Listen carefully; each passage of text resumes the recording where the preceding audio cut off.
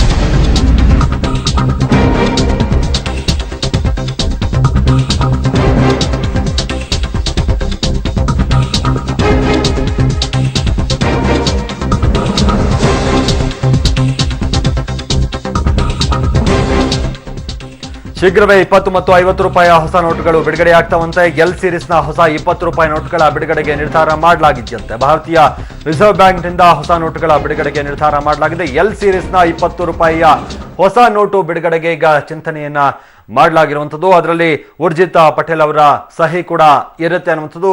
50 ಹಾಗೆ 20 ರೂಪಾಯಿಯ ಹೊಸ ನೋಟುಗಳು ಎಲ್ಲ ಶ್ರೇಣಿಯ ಸೀರೀಸ್ನ ಹೊಸ ನೋಟುಗಳು ಬರುವಂಥದ್ದು. 20 ರೂಪಾಯಿ ನೋಟುಗಳ ಬಿಡುಗಡೆಗೆ ಈಗ ನಿರ್ಧಾರ ಮಾಡಲಾಗಿದೆಯಂತೆ. ಭಾರತೀಯ ರಿಸರ್ವ್ ಬ್ಯಾಂಕ್ನಿಂದ ಹೊಸ ನೋಟುಗಳ ಬಿಡುಗಡೆಗೆ ನಿರ್ಧಾರ ಆಗಿದೆ.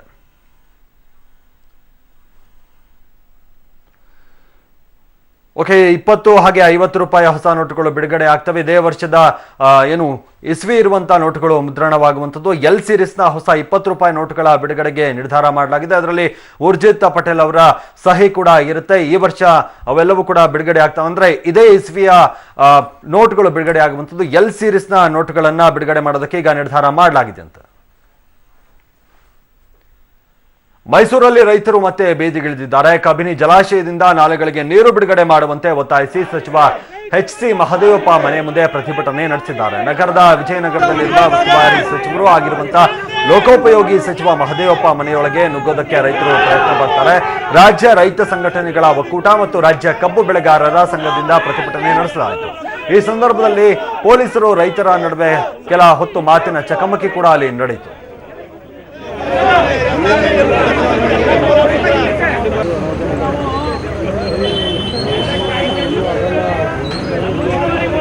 ಮನೆ ದರೋಡೆ ಮಾಡಕ್ ಬಂದಿಲ್ಲ.